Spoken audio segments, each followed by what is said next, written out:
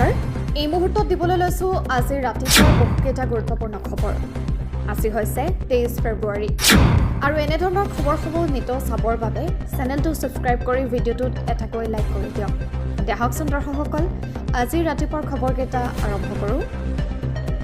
মুখ্যমন্ত্ৰীৰ অভিযোগৰ পিছতেই ইউএছটিএমৰ স্বত্বাধিকাৰী মহবুবুল হকক গ্ৰেপ্তাৰ মহবুবুল হকৰ বিৰুদ্ধে সিবিএছইৰ দ্বাদশ বৰ্ষৰ ছাত্ৰ-ছাত্ৰীক সহায় কৰাৰ প্ৰলোভনেৰে ধন লোৱাৰ অভিযোগ উত্থাপিত হৈছিল এই অভিযোগৰ ওপৰত ভিত্তি কৰিয়েই পাথাৰকান্দি আৰক্ষীয়ে 21 ফেব্ৰুৱাৰী নিশা গুৱাহাটীৰ ঘোৰামাৰাৰ পৰা আটক কৰে মহবুবুল হকক ইয়াৰ পিছত শ্ৰীভূমিৰ পাথাৰকান্দি থানাত গোচৰ নম্বৰ 52/2025 আধাৰত তেওঁৰ বিৰুদ্ধে গোচৰ ৰুজু কৰি আৰক্ষীয়ে হকক গ্ৰেপ্তাৰ কৰে উল্লেখযোগ্য যে পাথাৰকান্দিৰ চেণ্ট্ৰেল পাব্লিক স্কুলৰ পৰীক্ষা কেন্দ্ৰত সংঘটিত হৈছে এই উত্তপ্ত ঘটনা শ্ৰীভূমিৰ কেন্দ্ৰীয় বিদ্যালয়ত পদাৰ্থ বিজ্ঞান পৰীক্ষাত অৱতীৰ্ণ হৈছিল 274 গৰাকী ছাত্ৰ-ছাত্ৰী ইয়াৰে 45 গৰাকী ছাত্ৰ-ছাত্ৰী আছিল কেন্দ্ৰীয় বিদ্যালয়ৰ ইউআৰডি গ্ৰুপৰ 214 গৰাকী পৰীক্ষাৰ্থীক সহায় কৰাৰ উদ্দেশ্যে লৈ যোৱা হৈছিল কেন্দ্ৰটোলৈ কিন্তু পৰীক্ষা কেন্দ্ৰত সহায় নাপায় উত্তপ্ত পৰিস্থিতিৰ সৃষ্টি কৰে পৰীক্ষাৰ্থীয়ে ধন লৈ পৰীক্ষাত সহায় কৰাৰ প্ৰতিশ্ৰুতি দিয়া বুলি অভিযোগ উঠে ইউএছটিএমৰ স্বত্বাধিকাৰীৰ বিৰুদ্ধে কিন্তু পৰীক্ষা কেন্দ্ৰত সহায় নাপায় উত্তপ্ত পৰিস্থিতিৰ সৃষ্টি কৰে পৰীক্ষাৰ্থীসকলে সিবিএছইৰ পৰীক্ষা চলি থাকোঁতেই একাংশ ছাত্ৰ-ছাত্ৰীয়ে লণ্ডভণ্ড কৰে পৰীক্ষা কেন্দ্ৰৰ ভিতৰত অসৎ পন্থা অৱলম্বন কৰাক লৈ ৰণক্ষেত্ৰলৈ ৰূপান্তৰিত হয় পৰীক্ষা কেন্দ্ৰ আনকি স্থানীয় সাংবাদিককো ভিডিঅ' লোৱাত বাধা একাংশ ছাত্ৰ-ছাত্ৰী ইয়াৰ পিছতেই পৰীক্ষা কেন্দ্ৰত উপস্থিত হৈছে আৰক্ষী আৰু চিআৰপিএফ বাহিনী লগতে পাথাৰকান্দিৰ চক্ৰ বিষয়া বলিন বাবা বালাৰিও উপস্থিত হয় অৱশ্যে এই অভিযোগত গ্ৰেপ্তাৰ কৰে মহবুবুল হকে আৰু মহবুবুল হকে এই পৰ্যন্ত মুখ খোলা নাই আৰক্ষীৰ আগত আজিৰ দিনটোৰ দ্বিতীয়টো গুৰুত্বপূৰ্ণ বাতৰি হৈছে ধুবুৰীৰ বন্দীখানাত ভুৱা বাতৰি যোগান ধৰি আটক এজন সাংবাদিক বন্দীখানা আৰক্ষীয়ে আটক কৰে ৰাজু আহমেদ ওৰফে সবুৰ উদ্দিন নামৰ সাংবাদিকগৰাকীক জৰুৱাৰ চৰ পাব্লিক হাইস্কুল পৰীক্ষা কেন্দ্ৰত সাধাৰণ গণিতৰ প্ৰশ্ন কাকত ফাদিল হোৱা বুলি ভুৱা বাতৰি প্ৰচাৰ কৰি আটক হ'ল ৰাজু আহমেদ বিদ্যালয় কৰ্তৃপক্ষই দাখিল কৰা এজাহাৰৰ ভিত্তিত বন্দীখানা আৰক্ষীয়ে গ্ৰেপ্তাৰ কৰে পৰ্টেল সাংবাদিক ৰাজু আহমেদক ৰাজু আহমেদ জনগণ বাৰ্তা পৰ্টেল সংবাদকৰ্মী হিচাপে কাম কৰিছিল এতিয়া আহিছোঁ আজিৰ দিনটোৰ তৃতীয়টো গুৰুত্বপূৰ্ণ বাতৰিৰ মাজলৈ ছাত্ৰজনে শ্ৰেণীত পঢ়া নাছিল যাৰ ফলত এজন শিক্ষকৰ বিৰুদ্ধে গছত বান্ধি প্ৰহাৰ কৰাৰ অভিযোগ উঠিছে উত্তৰ প্ৰদেশৰ মইনপুৰীত সংঘটিত হৈছে এই ঘটনা অভিযোগ অনুসৰি দ্বিতীয় শ্ৰেণীৰ ছাত্ৰজনক ঘৰত কাকো নকবলৈ ভাবুকি দিছিল শিক্ষকগৰাকীয়ে শিশুটিৰ পৰিয়ালে শুকুৰবাৰে শিক্ষকগৰাকীৰ বিৰুদ্ধে আৰক্ষীক এজাহাৰ দাখিল কৰে তাৰ আধাৰত আৰক্ষীয়ে তদন্ত আৰম্ভ কৰিছে আৰক্ষীৰ সূত্ৰ অনুসৰি এই ঘটনা সংঘটিত হৈছে মইনপুৰীৰ নাগৰী আন্টিৰ দ্বাৰা পৰিচালিত এখন বিদ্যালয়ত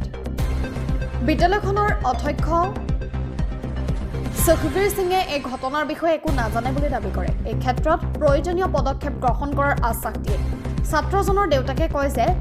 বুধবাৰৰ পৰা মোৰ ল'ৰাটোৱে স্কুললৈ যাব বিচৰা নাই সি ভয় খাইছে উল্লেখযোগ্য যে বিগত বৰ্ষৰ ছেপ্টেম্বৰ মাহত মিৰুতত 13 বছৰীয়া দলিত ছাত্ৰক প্ৰহাৰ কৰাৰ অভিযোগত এগৰাকী শিক্ষকে নিলম্বন কৰিছে অভিযোগ অনুসৰি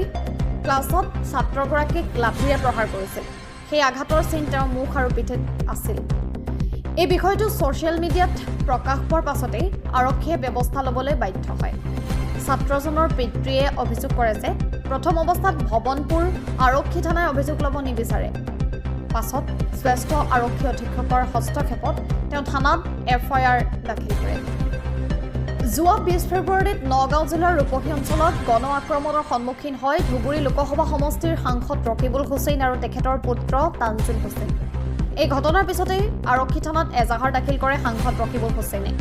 এই ঘটনাৰ তদন্তৰ দাবী জনোৱাৰ লগতে আক্ৰমণকাৰীক কঠোৰ শাস্তি দিয়াৰ দাবী জনাইছে কংগ্ৰেছকে ধৰি বিৰোধী দলসমূহে ইপিনে মুখ্যমন্ত্ৰী হিমন্ত বিশ্বই অভিযোগ উত্থাপন কৰিছে যে ৰকিবুল হুছেইনে এজাহাৰ দাখিল কৰিছে যদিও কংগ্ৰেছ সাংসদগৰাকীয়ে চিকিৎসা পৰীক্ষা কৰিবলৈ অস্বীকাৰ কৰিছে উল্লেখযোগ্য যে চিকিৎসা প্ৰতিবেদন অবিহনে আইন প্ৰয়োগকাৰী কৰ্তৃপক্ষই গোচৰৰ সঠিক মূল্যায়ন কৰিব নোৱাৰে বা ভাৰতীয় ন্যায় সংহিতাৰ সংশ্লিষ্ট ধাৰাসমূহ প্ৰয়োগ কৰিব নোৱাৰে এই সম্পৰ্কে হিমন্ত বিশ্ব শৰ্মাই সামাজিক মাধ্যমত লিখিছে, কংগ্ৰেছৰ মাননীয় সাংসদ ৰকিবুল হুছেইনে কালি সংঘটিত এক আক্ৰমণৰ অভিযোগ উত্থাপন কৰি আজি এজাহাৰ দাখিল কৰিছিল। অৱশ্যে সাংসদগৰাকীয়ে এতিয়ালৈকে চিকিৎসা পৰীক্ষা কৰিবলৈ অস্বীকাৰ কৰিছে। এই পৰীক্ষাৰ অবিহনে আইনী প্ৰক্ৰিয়া সঠিকভাৱে নিৰ্ধাৰণ তথা এজাহাৰত ভাৰতীয় ন্যায় সংহিতাৰ উপযুক্ত ধাৰা প্ৰয়োগ কৰিব পৰা নাযায়। কংগ্ৰেছ দল আৰু বিৰোধী দলৰ দলপতিয়ে এই স্থিতি মন কৰাটো প্ৰয়োজনীয়। আজি এক পথ দুৰ্ঘটনা কেন্দ্ৰ কৰি উত্তাল হৈ পৰে বিলাসীপাৰা আৰক্ষী থানাৰ চৌপাত। উল্লেখ যে বিলাসীপাৰাৰ হাতীপোতা দ্বিতীয় খণ্ডত অবৈধ বালি কঢ়িওৱা এখন ট্ৰেক্টৰৰ খুন্দাত থিতাতে নিহত হয় এটি শিশু। নিহত শিশুটি বামুণপাৰা পঞ্চম খণ্ডৰ তালেব আলীৰ 5 বছৰীয়া কন্যা মজিৰন নেছা।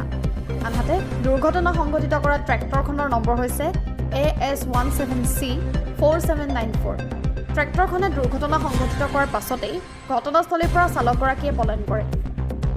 উল্লেখযোগ্য যে পূৰ্বৰে পৰা এই অঞ্চলটোত অবৈধ বালি কঢ়িওৱা একাংশ ট্ৰেক্টৰৰ দৌৰাত্ম্য অব্যাহত আছিল। তাৰ মাজতে আজি সংঘটিত হোৱা এই ঘটনাই অঞ্চলটোৰ ৰাইজক উত্তেজিত কৰি তোলে। তাৰ পাছতে ধুবুৰী জিলা ছাত্ৰ মুক্তি সংগ্ৰাম সমিতিয়ে ঘটনাৰ প্ৰতিবাদ সাব্যস্ত কৰে। তেওঁলোকে ঘেৰাও কৰে বিলাসীপাৰা আৰক্ষী থানাও। ছাত্ৰ সংগঠনটোৱে দাবী কৰিছে নিহত শিশুটিৰ পৰিয়ালক ন্যায় প্ৰদান কৰিবলৈ। ইয়াৰ উপৰিও এই অঞ্চলটোত শীঘ্ৰেই অবৈধ বালি খনন আৰু এই অবৈধ বালি ভৰ্তি ট্ৰেক্টৰৰ দৌৰাত্ম্য বন্ধ কৰাৰো দাবী উত্থাপন কৰিছে। প্ৰতিবাদকাৰীসকলে স্থানীয় আৰক্ষীৰ লগতে বন বিভাগৰ বিৰুদ্ধেও ক্ষোভ প্ৰকাশ কৰে আৰু বিভাগটোৰ বিৰুদ্ধে শ্লোগান দি থানা চৌহদ উত্তাল কৰি তোলে। ইফালে বিলাসীপাৰাৰ 17 নং ৰাষ্ট্ৰীয় ঘাইপথৰ সূৰ্যাঘাটতো আজি আন এক পথ দুৰ্ঘটনা সংঘটিত হয়। ইয়াত এখন মিনি ট্ৰাক আৰু বাইকৰ মাজত সংঘটিত হয় মুখামুখি সংঘৰ্ষ, ফলত এগৰাকী কলেজীয়া ছাত্ৰৰ থিতাতে মৃত্যু হয়। নিহত ছাত্ৰগৰাকী সূৰ্যঘাটৰ তন্ময় নাথ বুলি চিনাক্ত কৰা হৈছে। এই ঘটনাটোৱে অঞ্চলটোত শোকৰ ছাপ পেলাইছে। জ্যেষ্ঠ কংগ্ৰেছ নেতা তথা ধুবুৰী লোকসভা সমষ্টিৰ সাংসদ ৰকিবুল হুছেইন,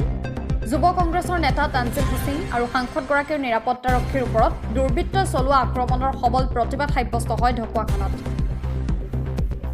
চামগুৰিৰ ৰূপহীহাটত মুকলিভাৱেই মুখমণ্ডলত কলা কাপোৰ বান্ধি সাংসদ আৰু অন্যান্যসকলক কৰা আক্ৰমণৰ তীব্ৰ